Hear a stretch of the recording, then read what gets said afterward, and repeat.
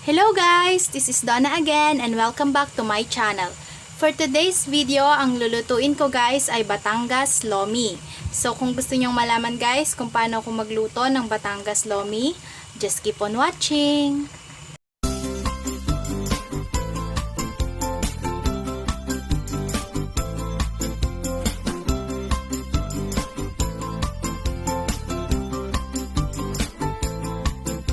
For today's video, ang lulutuin ko guys ay Batangas Lomi. So, para sa mga ingredients na kakailanganin natin, una, bawang, sibuyas, pamintang durog, pork. Ang gamit ko ditong pork guys is yung pork liempo. In-slice ko lang siya into small pieces. And yung ating Mickey noodles, cabbage, egg, kikiam, ito guys, optional lang to, and carrots. And of course, gagamit din tayo dito ng cornstarch para sa ating pampalapot, oyster sauce, patis, at Ajinomoto seasoning. So, yun lang guys. So, umpisahan na natin. So, ayan guys, nagpainit na ako ng pot. So, una, ipiprito ko muna guys yung ating panglalagay na toppings mamaya.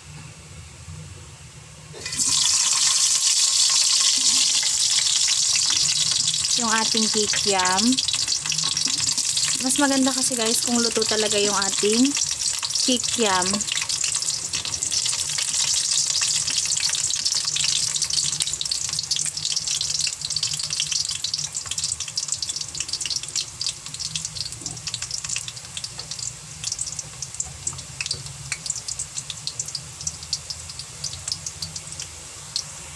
Ayun. So, ating i-fry yung ating kikiam. Magigisa na tayo guys. Unahin na natin yung ating bawang.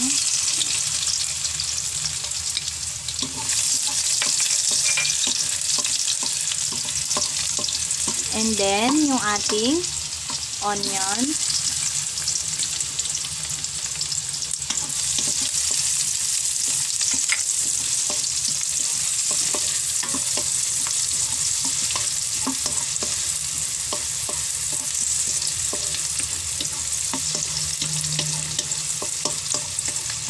Tapos, pag naging translucent na yung ating onion, pwede na nating ilagay yung ating pork.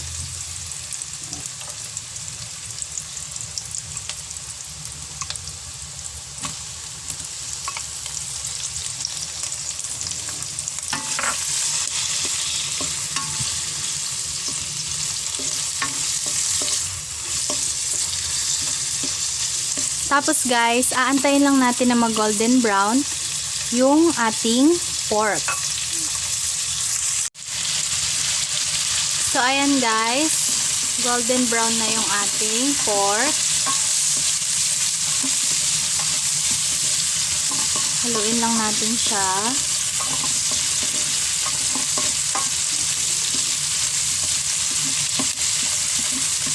And then, pwede na natin ilagay yung ating carrots.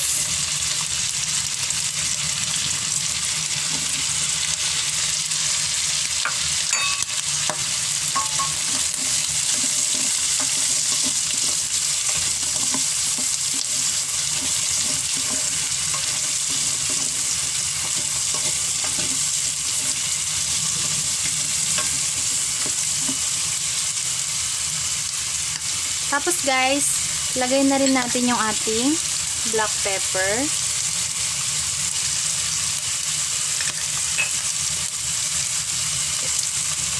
At ang ating oyster sauce.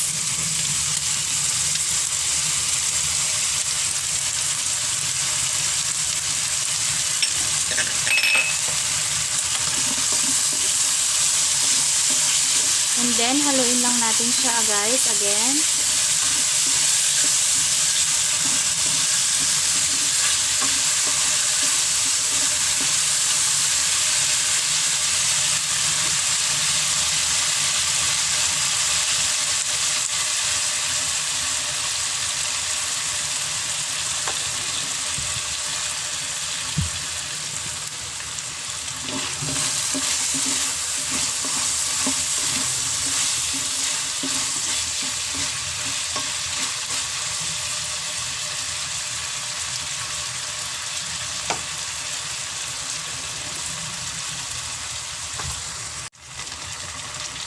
So, next guys, ilalagay na natin yung ating Mickey noodles.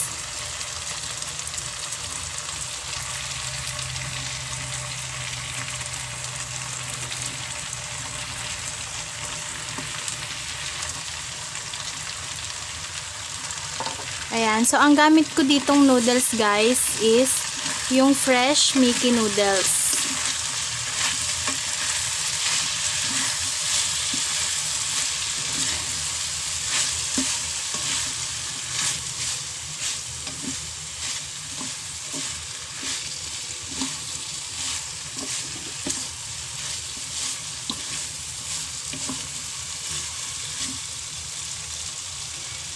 And then, lalagyan na natin siya guys ng tubig.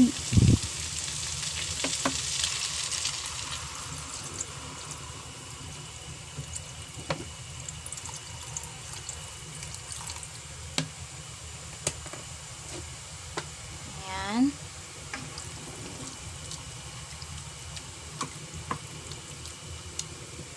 Tapos, hahayaan lang natin siya guys na kumulo. So, takpan lang muna natin siya. So, ayan na guys. Kumukulo na yung ating noodles. So, pwede na natin siyang lagyan ng pampalasa.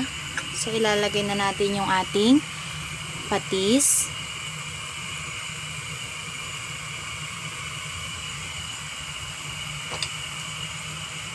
Ajinomoto seasoning. Kung gusto nyo guys maglagay dito ng Knorr pork cubes or chicken cubes, pwede rin. Yung iba guys naglalagay din sila ng atay ng baboy. So kung gusto nyo guys na maraming sahog, pwede nyo rin siyang lagyan nun. And then, ilalagay na natin guys yung ating repolyo or yung cabbage.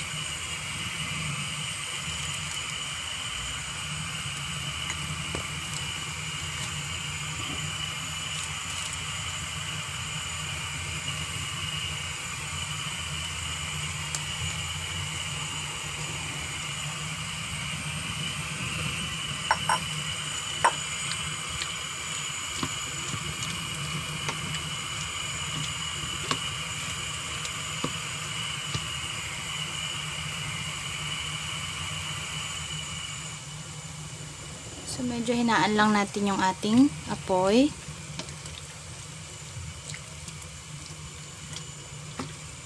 Ayan. So, after natin guys malagay yung ating cabbage, pwede na nating ilagay yung ating itlog.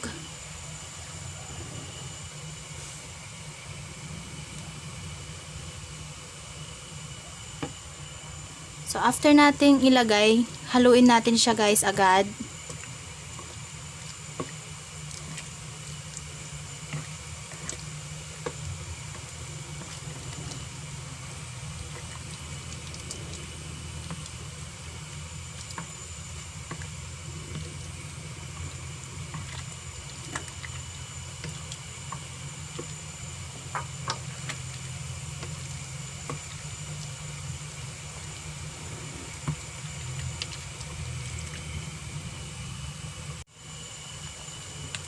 Ayan, so after natin guys mahalo yung egg sa ating noodles, ilalagay na natin ngayon yung prinito natin kanina na kikiam.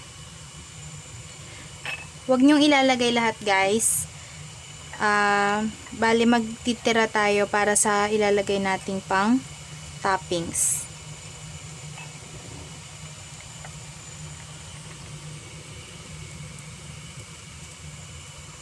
Ayan. Dagdagan pa natin.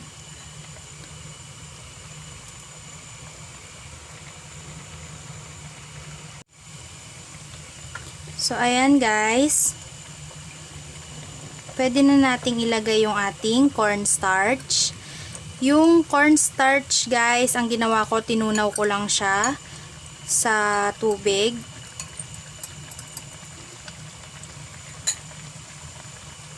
Ayan, tulad nito. Tapos ilalagay na natin siya. Ayan.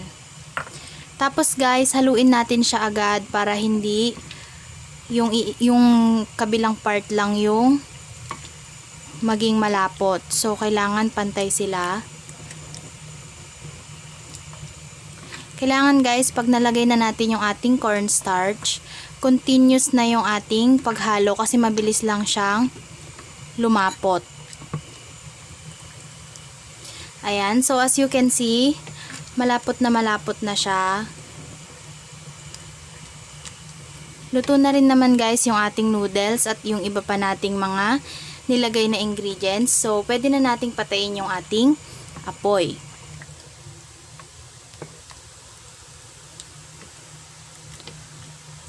Ayan. So, luto na ang ating lomi. So, pwede na natin siyang i-serve. So, ayan na guys, ang ating Batangas lomi. Diba? Napakadali lang lutuin guys. Super easy recipe. Kaya, ano pang inaantay nyo guys? Gawin nyo na rin sa inyong mga bahay. So, thank you guys for watching. And please, don't forget to subscribe sa mga bago lang sa channel ko. At wag nyo na rin guys kalimutang pindutin yung bell button below para notified kayo pag may mga bago akong recipes. So, thank you guys again and see you on my next video. Bye-bye!